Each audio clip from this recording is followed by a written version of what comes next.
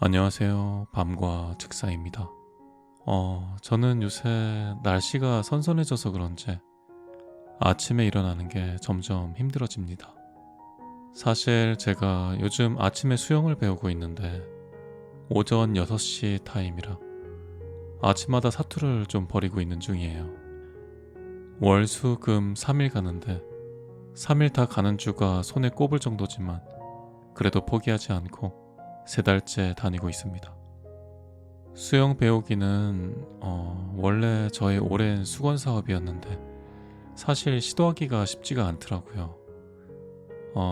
몸매에 자신도 없고 또 부끄럽기도 하고 또 시간을 맞추기도 어렵고 계속 망설이기만 하다가 결국 도전했는데 참 잘했다 싶습니다.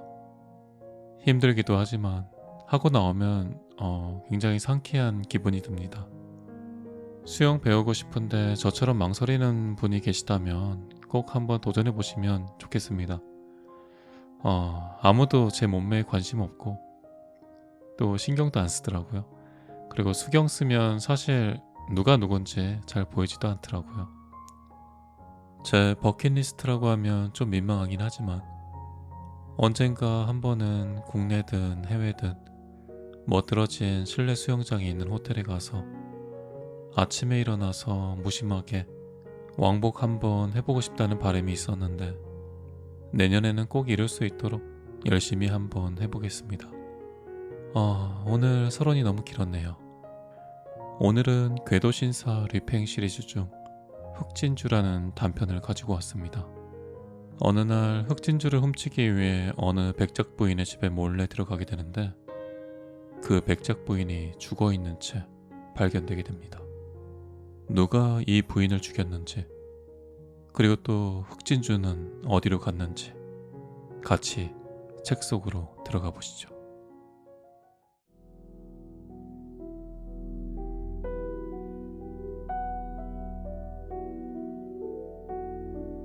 오슈가 9번지의 여자 관리인을 깨운 건 요란하게 울린 초인종 소리였다. 그녀는 문을 따주며 이렇게 투덜댔다.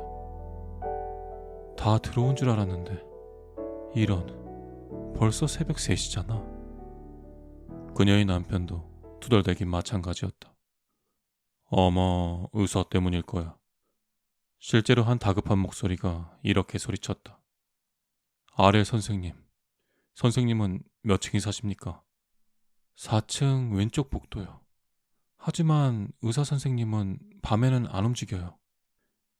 급한 일이에요. 신사는 현관을 지나쳐 3층으로 올라갔는데 웬일인지 아렐 박사가 사는 층을 훌쩍 지났죠. 곧장 6층까지 쳐들어가는 것이었다. 거기서 그는 2개의 열쇠를 돌렸는데 하나는 자물쇠를, 다른 하나는 빗장을 푸는 열쇠였다. 그는 이렇게 중얼거리고 있었다. 놀랍게도 일이 간단하게 풀리는군. 하지만 행동에 들어가기에 앞서 퇴로부터 확실히 확보해 두어야지. 자, 어디 보자. 이만하면 박사의 집 배를 올리고 나서 다시 집을 나설 시간은 충분히 되었을까? 아니야, 아직 아니야. 좀 더 참을 필요가 있어. 그렇게 한 10여 분이 흐른 뒤 다시 계단을 내려와 일부러 수의실 앞바닥을 쿵 하고 내디디며 의사 선생에 대한 불만을 궁시렁거렸다. 여자 관리인은 여전히 짜증 섞인 표정으로 문을 열어주었고 신사가 나가자 곧장 문을 닫았다. 하지만 사실은 문이 닫힌 게 아니었다. 아까 그 신사가 밖으로 나가면서 자그마한 새 조각 하나를 슬쩍 자물쇠 틈새에 끼워 넣어 빗장이 완전히 물리지 않도록 했던 것이었다. 그리하여 관리인 부부가 한시름 놓고 깊은 잠에 빠져들 무렵 신사는 몰래 안으로 다시 들어올 수 있었다. 만에 하나 무슨 일이 생기면 미리 확보해둔 퇴로를 통해서 주랭랑을 칠 생각을 하면서 말이다. 느긋한 마음으로 그는 곧장 5층을 거침없이 올라갔다. 어느 집 현관 대기실에 다다른 그는 손전등을 비춰가면서 외투와 모자를 의자에 걸쳐놓고 다른 의자 하나를 골라 침착하게 앉은 뒤 신고 온 장화를 두터운 펠트 천으로 꼼꼼하게 감쌌다. 자, 이제 다 되었군. 도둑질이란 얼마나 쉬운가 말이야. 왜 세상 사람들이 이처럼 손 씻고도 안정된 직업을 마다하는지 모르겠어. 약간의 기술과 머리만 있으면 이보다 더 매력적인 일도 없을 텐데 말이야. 이처럼 편하고 이처럼 또 견실한 직업이 어디 있겠어. 그는 아파트에 설계도면을 활짝 펼쳐놓았다. 자, 우선 방향부터 대충 파악을 해야겠지. 여기는 내가 지금 있는 직사각형 모양의 현관이고 거리 쪽으로는 거실과 안방, 식당이 있고 이쪽에는 굳이 시간을 낭비할 필요가 없겠구만. 거참, 백작 부인 치고는 취향이 형편없어. 뭐 하나 그럴듯한 골동품이 없다니까. 그렇다면 곧장 목표를 향해서. 아, 여기가 복도인 것 같군. 방들로 직통하는 복도일 거야. 여기서 3미터 정도 가면 의상실로 들어가는 문이 나올 테고 그 바로 건너가 백작 부인의 방이렸다. 마침내 다시 지도를 집어넣고 전등을 끈 채 그는 천천히 앞으로 걸어나가기 시작했다. 속으로는 이렇게 셈을 하면서 말이다. 1미터, 2미터, 3미터. 여기가 그 문인가 보군. 이야, 이거 아주 착착 들어맞는걸. 방문은 자그마한 빗장으로 잠겨있을 테고 빗장이 걸린 위치는 바닥으로부터 약 1m 40cm 정도 높이렸다. 그 주위를 약간만 홈을 파내면 무사 통과라 이거지. 그는 호주머니 속에서 작업에 필요한 도구를 꺼냈다. 헌데 문득 어떤 생각 하나가 그의 뇌리를 스치고 지나가며 동작을 멈추게 하는 것이었다.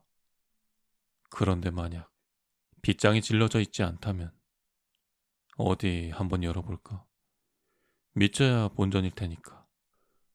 그가 손잡이를 살며시 돌리자 문은 딸깍하며 열렸다. 이야, 리펜, 너 오늘 일진이 좋구나. 자, 이제 어떻게 해야 하는지는 잘 알겠지. 공략을 해야 할 지점의 구조도 완벽하게 파악해 두었겠다. 백작 부인이 흑진주를 어디다 숨겼는지 훤하지 않니? 그놈의 흑진주가 네 차지가 되기 위해서는 이 침묵보다 더 조용하고 이 캄캄한 어둠보다 더 보이지 않아야 한다는 것쯤은 잘 알겠지.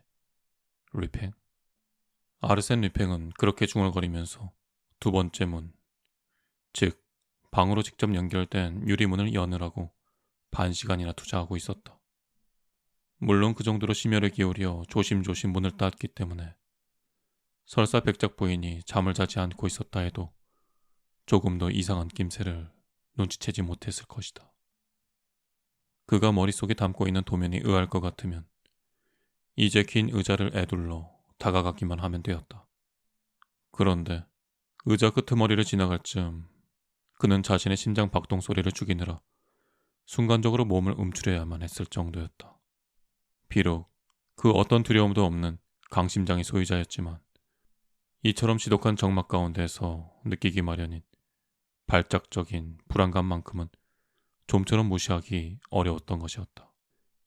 여지껏 그 어떤 긴장된 순간들도 별탈 없이 넘긴 그이기에 지금처럼 느닷없이 엄습하는 불안감은 그만큼 신경을 예민하게 했다.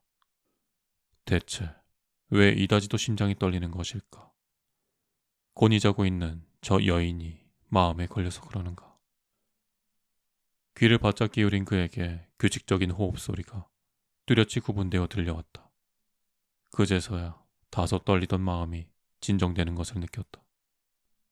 그는 커다란 안락의자를 더듬어 찾았고 신속하면서도 눈에 띄지 않을 만큼 미세한 동작으로 탁자까지 기어가 팔을 뻗어 여기저기를 계속 더듬었다. 그러다가 오른손이 탁자의 다리 하나와 맞부딪혔다. 드디어 이제 남은 일은 몸을 일으켜 흑진주를 집어들고 그대로 튀는 것밖에는 없다.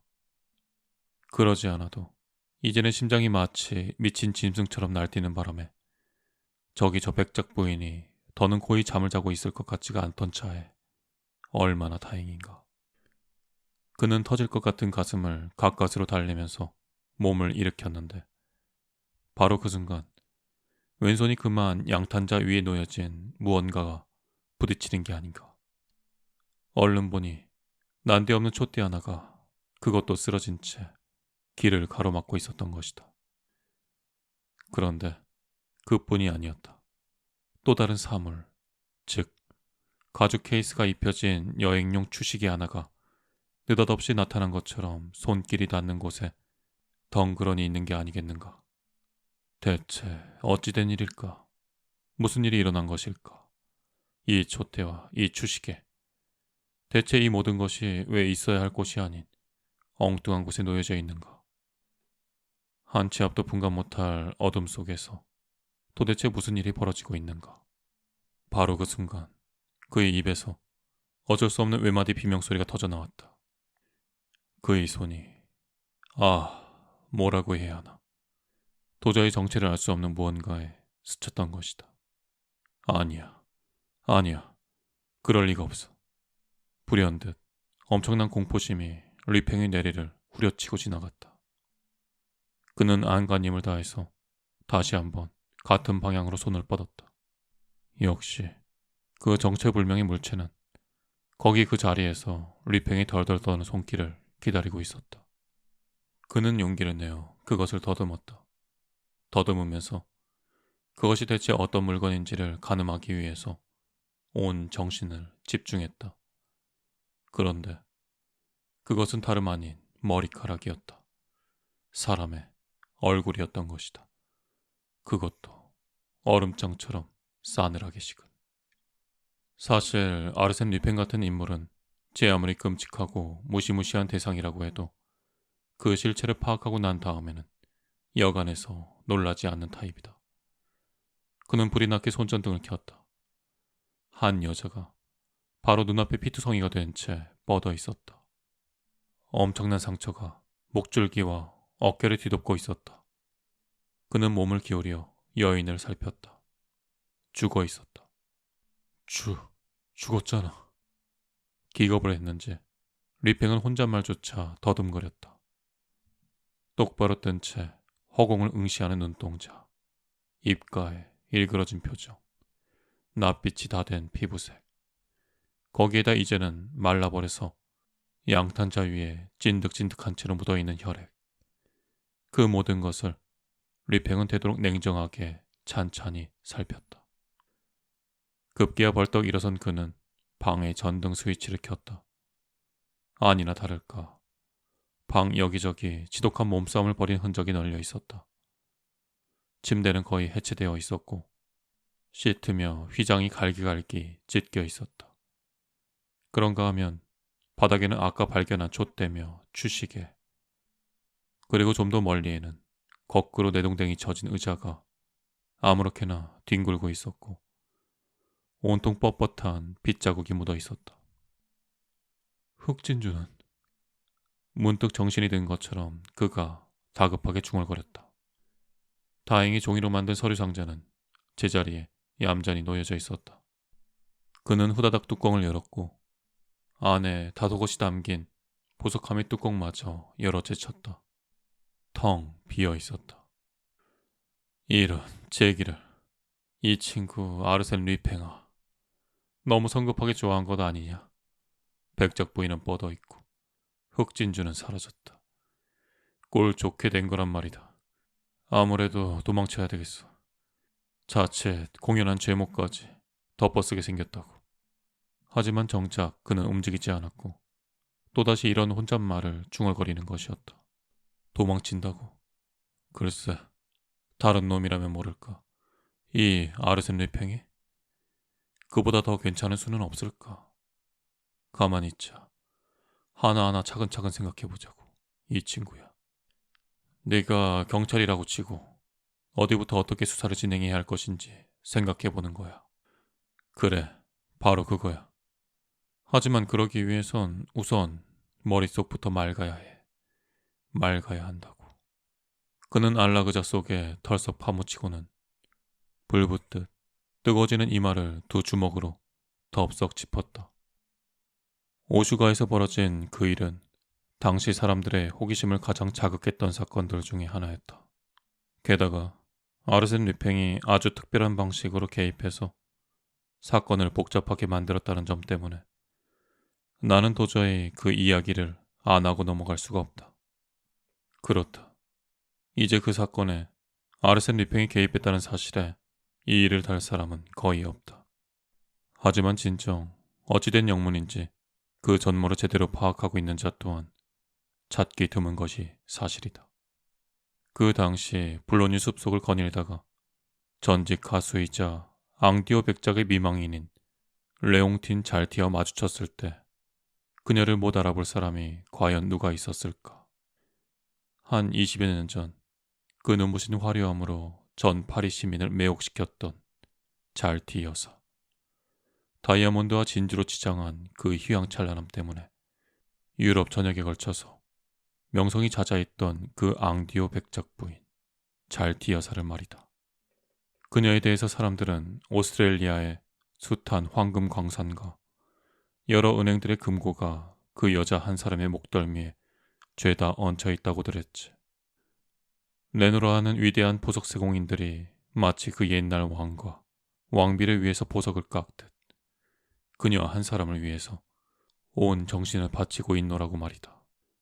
그러니 그 모든 부와 화려함을 일순간에 허물어뜨린 파산에 대해서 역시 사람들의 기억은 생생할 따름이었다.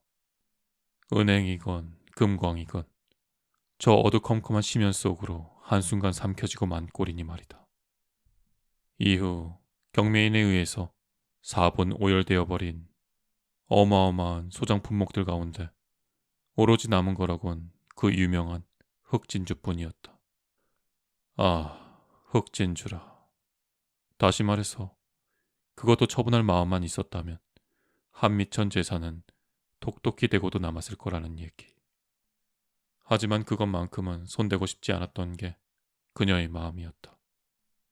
값을 매길 수 없을 만큼 그 같은 보물을 팔아치우느니 차라리 단촐한 아파트에서 시중드는 여자 하나와 요리사, 단 한 명의 하인과 함께 절제하며 살기를 그녀는 원했던 것이다. 사실 굳이 그러는 데에는 나름의 이유가 있었는데 그 흑진주가 다름 아닌 어느 황제의 선물이라는 것이었다. 즉, 현실은 비록 파산지경에 보잘것없는 수수한 생활에 주저앉았을지언정 옛날 호시절에 대한 추억만큼은 충실히 간직하리라는 생각이었다. 그녀는 이렇게 말하곤 했다. 내가 살아있는 한 이것과는 떨어질 수 없어. 따라서 아침부터 저녁까지 하루 종일 목에 걸고 있는 것은 물론이요. 밤이 되면 자신만 아는 은밀한 장소에 보관해 두는 것이었다. 이 같은 모든 사실들은 신문지상을 통해서 일반인의 호기심을 극도로 부추겼는데 참으로 괴이한 것은 그녀를 살해한 범인이 체포되자 사건이 더욱 복잡해지고 대중의 흥분이 비등해졌다는 사실이다. 사건이 일어난 이틀 후 신문에 이러한 기사가 실렸던 것이다. 백작 부인 살해 사건의 범인으로 그 집 하인인 빅토르 다네그르가 체포되었다는 소식이다. 그의 혐의를 입증할 증거들이 속속들이 발견되고 있다고 한다. 예컨대 치안국장인 뒤도이 씨가 그의 지붕 및 방, 침대 매트리스 사이에서 찾아낸 우도 소매 안감에는 누가 봐도 분명한 혈흔이 묻어 있었다. 게다가 그 옷에는 헝겊으로 싼 단추 하나가 모자라는데 그와 똑같은 단추가 이미 초동수사 때 희생자의 침대 밑에서 발견되었다는 것이다. 요컨대 다네그르는 저녁 식사가 끝난 다음 곧장 그의 지붕 및 방으로 올라가지 않고 의상실에 숨어 있다가 유리문을 통해서 백작 부인이 흑진주 목걸이를 빼서 어디다 숨겨놓았는지 엿보았을 가능성이 크다. 물론 아직까지는 이 같은 가정은 단지 가정일 뿐 확증할 만한 어떤 증거도 나타나지 않은 게 사실이다. 게다가 전혀 밝혀지지 않은 또 다른 의문점이 남아있다. 즉, 아침 7시 다네그르는 크루셀 대로에 위치한 담배 가게에 가 있었다. 그 사실은 아파트 관리인과 담배가게 주인이 차례로 증언한 사실이다. 그런가 하면 같은 층 복도 끝에서 잠을 자던 백작 부인의 전속 요리사와 시종드는 여자가 아침 8시에 일어나 확인한 바로는 현관과 부엌의 문이 이중으로 굳게 잠겨져 있었다는 것이다.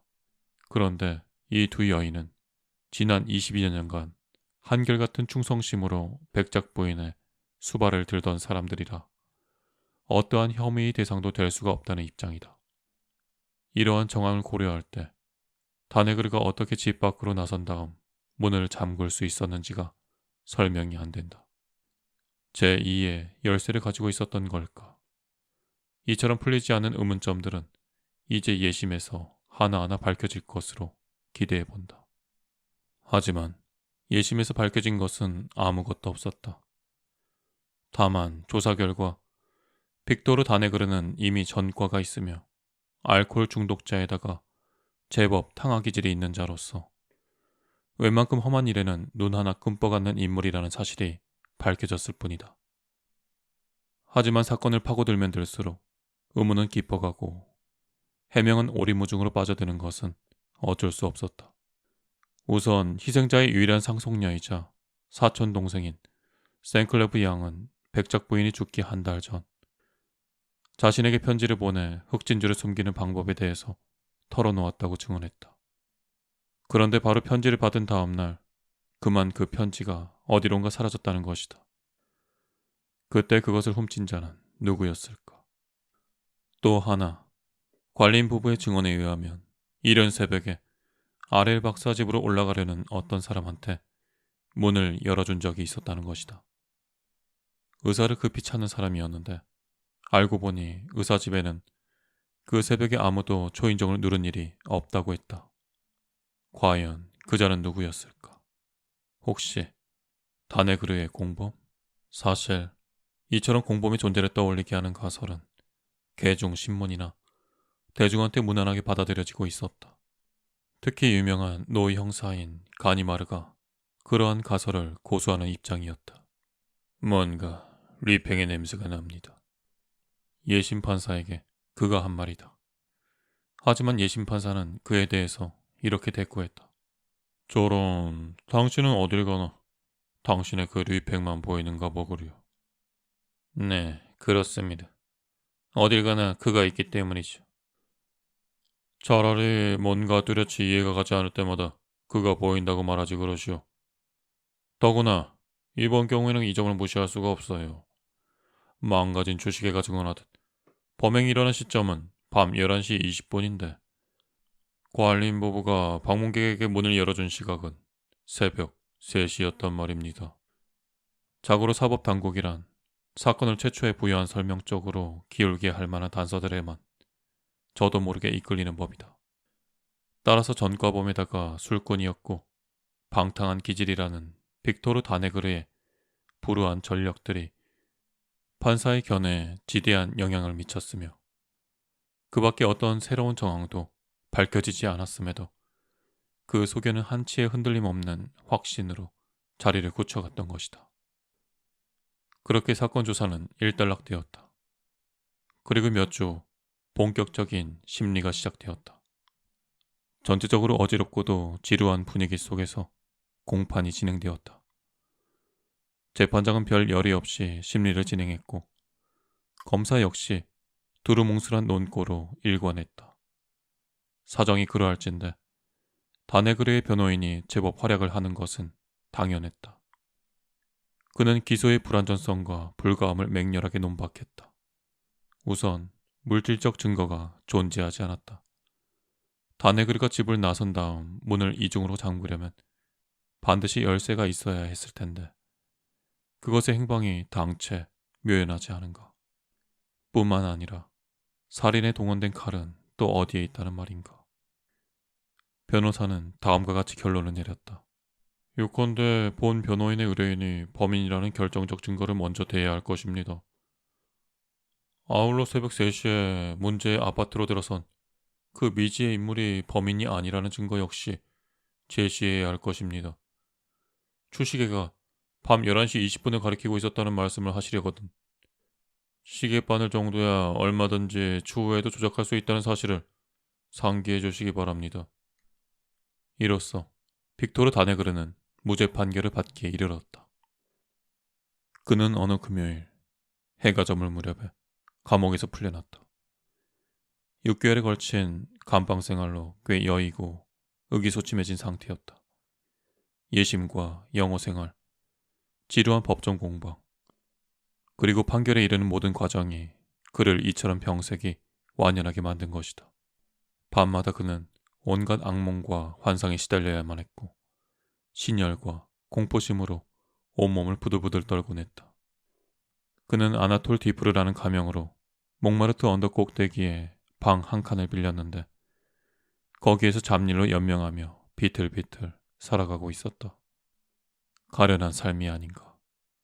이후로도 3명의 새로운 주인에게 고용이 되었었지만 곧바로 신분이 들통났고 그 즉시 해고되었으니 말이다. 종종 그는 어떤 사람들에게 미행을 당한다고 생각했다. 어떻게든 또다시 자신을 올가매려고 드는 치들이 틀림없었다.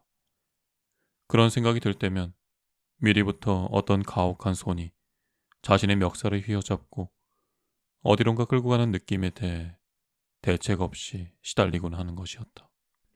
그러던 어느 날 저녁, 동네 음식점에서 저녁을 들고 있는데 누군가 그의 앞에 슬며시 앉았다. 한 40대쯤 되어 보이고 검은색 프로코트 차림에 이상할 정도로 말끔한 신사였다. 그는 수프 한 접시와 야채 그리고 포도주 한 병을 주문했다. 수프를 한술 뜨는가 싶더니 그는 벼랑간 눈길을 다네그르한테 돌리고 한참을 뚫어져라 쳐다보았다. 다네그르로서는 창백해질 수밖에 없었다. 틀림없이 지난 몇 주간 끈질기게 자신의 뒤를 밟아온 놈들 중 하나라고 생각한 것이다. 대체 뭘 원하는 걸까? 다네그르는 자리에서 일어나려고 했지만 그럴 수가 없었다. 다리가 심하게 후들거렸기 때문이다. 신사는 문득 포도주 병을 기울여 다네그르의 잔을 채웠다. 건배나 할까요, 친구? 빅토르는 허둥지둥 더듬거렸다. 네, 건강을 위해서. 당신의 건강을 위해서, 빅토르 다네그르. 그러자 이 불쌍한 남자는 더더욱 허둥대는 것이었다. 내가요? 나는 아닙니다. 맹세컨대. 뭘 맹세한다는 거지? 당신이 아니라는 건가? 백작 부인의 하인이 아니었나요? 하인이라뇨. 나는 디프로라고 합니다. 이 집 주인에게 물어봐요. 물론 이 집 주인에게 아나톨 디프로로 통하겠지. 하지만 사법당국에서는 아직 다네그르일걸. 빅토르 다네그르. 사실이 아니요. 사실이 아니야. 누군가 거짓말을 했겠지. 순간 신사는 호주머니에서 명함 한 장을 꺼내서 내밀었다. 빅토르는 그것을 찬찬히 들여다보았다. 그리모당 전직 형사 흥신소 운영. 그는 덜덜 떨며 물었다. 경찰이십니까? 지금은 아니요. 하지만 그 일을 좋아하지.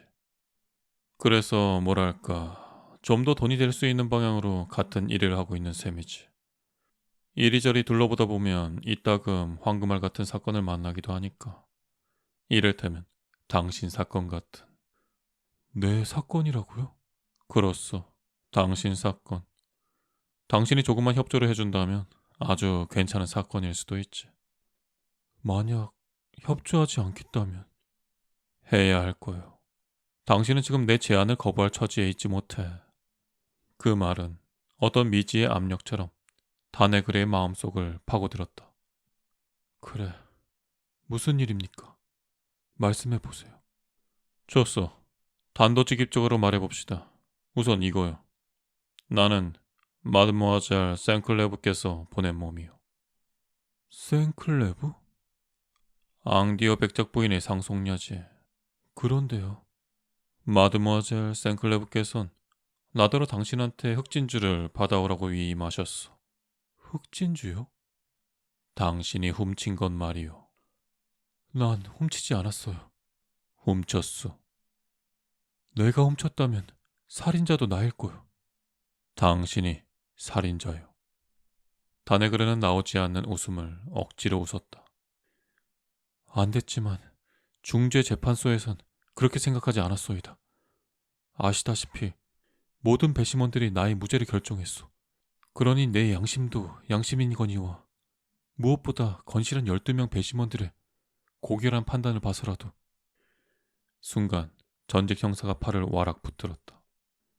이것 보시오 친구. 말이 많구만. 이제부터 내 말에 정신 똑바로 차리고 들어두는 게 좋을 거요. 그럴 만한 가치가 있을 테니까. 범행이 일어나기 3주 전 다네그르 당신은 부엌에 있던 하인 전용 문 열쇠를 훔쳐다가 오베르캄프가 244번지에 위치한 열쇠공 우타르의 가게에서 똑같은 열쇠를 위조했어. 사실이 아니요. 사실이. 아무도 그런 열쇠를 본 적이 없다고 했어. 그 열쇠는 있지도 않아. 빅토르의 목구멍에서 그르렁대는 소리가 새어나왔다. 이 열쇠 말인가.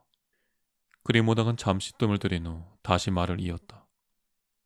당신은 또 열쇠를 위조한 바로 그날 라 레페블리카도에 있는 시장에서 산 칼로 백작 부인을 살해했어. 날이 삼각형이고 세로로 홈이 새겨진 칼이었지. 헛소리. 아무렇게나 말하는군요. 그 칼을 본 사람은 아무도 없다고 했어요. 이 칼 말이요. 빅토르 다네그르는 움찔 물러서는 기색이었다. 전직 형사는 계속했다. 여기 보면 약간 녹이 슬어 있는데 그것도 내가 줄줄이 설명해줘야 하겠어. 그래서 이제 어쩌겠다는 거요. 그 열쇠와 칼이 내 것이라는 보장이 없질 않소. 그거야 우선 열쇠공이 나서 줄 테고 당신이 칼을 구입한 점원이 나머지는 알아서 증언을 해주겠지. 내가 이미 그들의 기억을 되살려 놓았으니까 아마 지금이라도 직접 대면을 하면 당신을 단박에 알아볼걸. 전직 형사가 내뱉은 말은 하나하나 냉정하고 정확하게 이를 데 없었다. 이제 다네그르는 두려움에 얼굴이 일그러져 있었다. 대단한 예심판사도 재판장도 변호사도 자신을 이토록 옥죄지는 못했었다. 이미 자신조차 기억이 가물거리는 사사로운 일들을 이토록 명확하게 파악할 엄두는 내지 못했다. 그럼에도 불구하고 그는 여전히 혹시나 하는 마음에서 발뺌을 하려고 들었다. 그게 당신이 주장하는 증거 전부란 말이지? 아, 여기 또 하나가 남았어. 당신은 범행을 저지른 뒤 침입했던 똑같은 경로를 통해서 빠져나갔지. 한데 그만 얼떨결에 의상실 한가운데 벽을 손으로 짚고 말았어. 겁에 질려 몸이 후들거렸나 보지. 그걸 당신이 어떻게 한단 말이오? 도저히 그런 걸 알 리가 없을 텐데. 빅토르는 눈이 휘둥그레졌다. 사법당국이야. 당연히 알 리가 없겠지. 경찰청의 새님들이란 촛불까지 밝혀가며 벽을 자세히 살펴볼 생각은 절대로 할 수 없을 테니까. 하지만 그런 약간의 수고만 감수한다면 하얀 회반죽으로 깔끔하게 발라진 그 벽에 아주 희미한 붉은 얼룩이 묻어있다는 것쯤은 쉽게 알 수 있지. 물론 희미하긴 하지만 그게 피해자의 혈액이 묻은 당신의 엄지손가락 자국이라는 사실을 파악할 수 있을 정도는 돼. 설마 인체 측정법이 그런 종류의 신원 파악엔 특교라는 사실을 모르는 건 아니겠지. 빅토르 다네그르는 사색이 되어 있었다. 이마로부터 땀방울이 탁자 위에까지 떨어지고 있었다. 그리고 마치 현장에 숨어 모든 것을 지켜보고 있었던 것처럼 범행을 훤히 꿰뚫고 있는 이 낯선 신사를 눈이 휘둥그레진 채 쳐다보고 있었다. 결국 얼마 지나지 않아 그의 고개가 힘없이 떨궈졌다. 따지고 보면 지난 수개월 동안 그는 온 세상을 상대로 싸우고 있었던 셈이다. 그런데 바로 이 한 사람 앞에서는 도저히 어떤 투지도 기력도 남아나지 못하는 것이었다.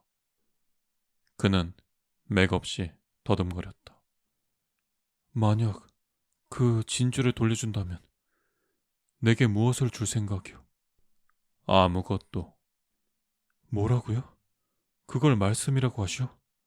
자그만치 수십만 프랑어치는 되는 그런 보물을 넘겨주는데 내게는 아무것도 주어지지 않는다니.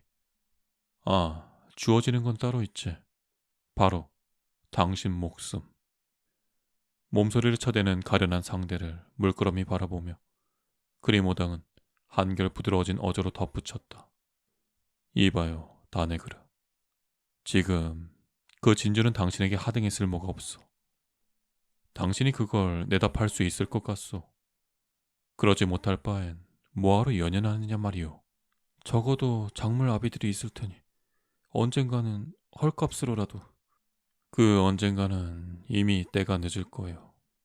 그건 또 왜죠? 왜냐고? 사법당국이 당신의 뒷덜미를 낚아챈 다음일 테니까. 더구나 이번에는 내가 제공할 칼과 열쇠 그리고 벽의 흔적을 증거로 갖춘 뒤라 당신은 도간에 든 쥐꼴이 될 테지. 빅토르는 두 손으로 머리를 쥐어뜯으며 생각이 잠겼다. 이제야말로 완전히 패배한 느낌이 강하게 들었다. 아울러 엄청난 피로감이 밀려와 그저 모든 것을 놓고 편히 쉬고 싶은 마음뿐이었다. 그는 이렇게 중얼거렸다. 언제까지 내놓으면 되겠어? 오늘 밤 1시 전까지. 그때까지 안 된다면? 당신을 검찰에 고발하는 마드모아젤 생클레브의 편지를 내 손으로 붙이겠지. 다네그르는 포도주를 연겁 후 2잔 따라 마신 다음 자리에서 일어났다. 계산이나 해주시오. 자, 갑시다. 나도 더 이상 모든 게 지긋지긋해졌어. 밖은 이미 어두컴컴한 밤이었다. 두 사람은 르피카를 걸어 내려와 에트왈 광장으로 향하는 외곽도로를 따라서 걷고 있었다.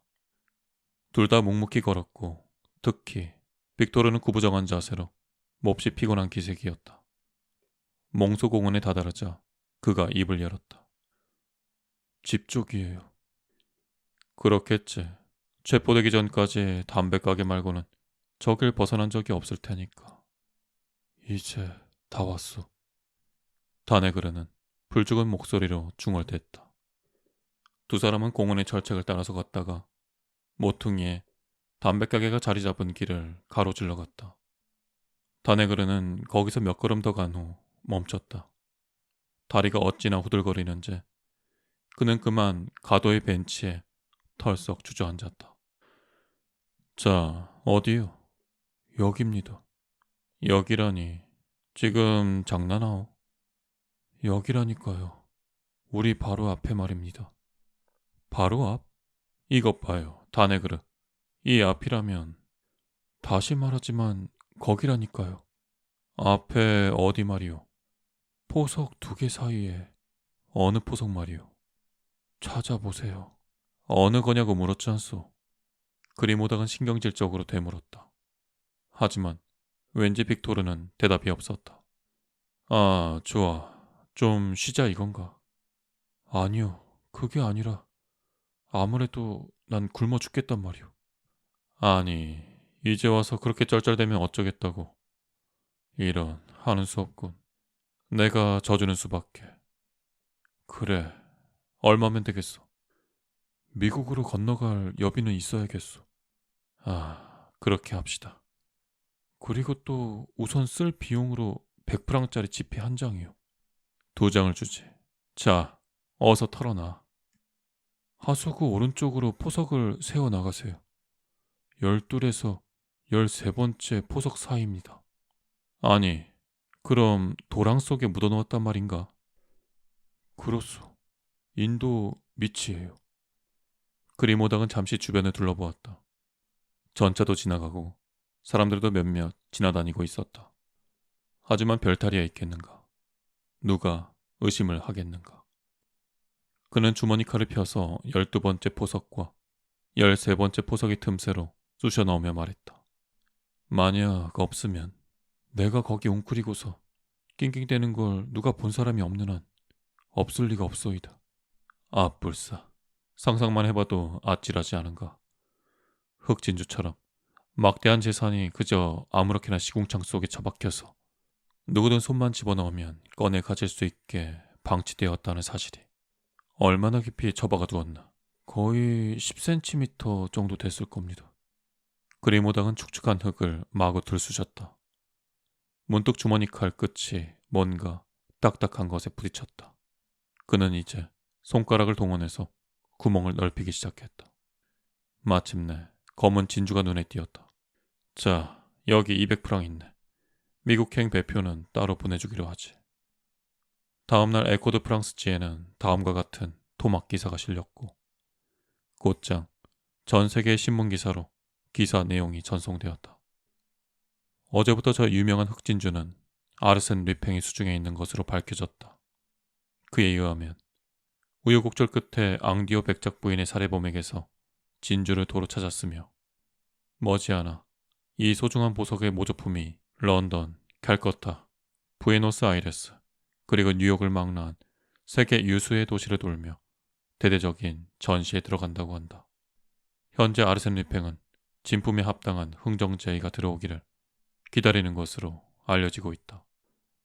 그런 식으로 범죄 행위는 늘 대가를 치르게 마련이고 미덕은 보상받기 마련이라네.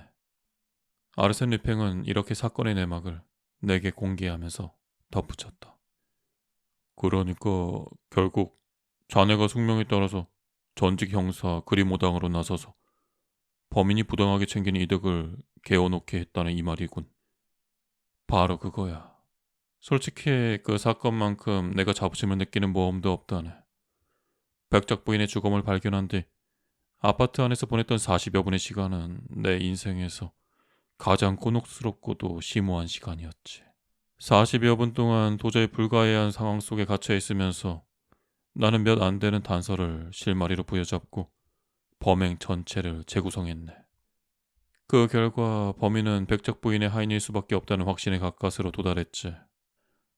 하지만 그와 동시에 문제의 진주를 손에 넣기 위해선 하인이 붙잡히되 범행에 부인할 수 없는 증거는 제시되지 말아야 한다는 점 또한 깨달았다네. 그래서 양탄자에 굴러다니던 칼하고 하인 전용 문에 꽂힌 채로 있던 열쇠를 챙겼고 의상실 벽에 묻은 손자국을 말끔히 닦아냈지. 현관에서 백작 부인의 방으로 통하는 문은 이중으로 굳게 잠가놓고 말일세. 내 생각엔 그런 발상이야말로 천재적인 발상이로구만. 글쎄, 그런 셈이지. 아무한테나 떠오를 만한 아이디어는 분명 아니었으니까. 그 짧은 순간 동안 문제의 두 꼭지점을 동시에 연결할 수 있는 순발력은 아무나 가지는 게 아니지. 즉, 체포를 당하기 함과 동시에 무죄 방면될 수 있게 하는 것 말이네. 나는 법이라는 무시무시한 수단을 잠깐 빌려서 일단 내 사냥감을 혼비백산하게 만들었고 전신만고 끝에 풀려나게 함으로써 결국 그 직후에 닥칠 보다 가혹한 덫에 손쉽게 걸려들 수밖에 없는 방심 상태를 주입시킨 셈이지. 가혹해도 보통 가혹한 게 아닌 것 같은데. 어차피 그는 자유의 몸이 아니었나? 좀 심하긴 했지. 한번 결정된 무죄 방면에는 일사부재리의 원칙이 적용될 터인데 말이야. 가엾은 빅토르, 가엾은 친구라. 다네그르가 이보게 그는 살인자야. 흑진주가 계속 그의 수중에 있었다면 그의 영혼은 도저히 구원받을 가능성이 없었을걸.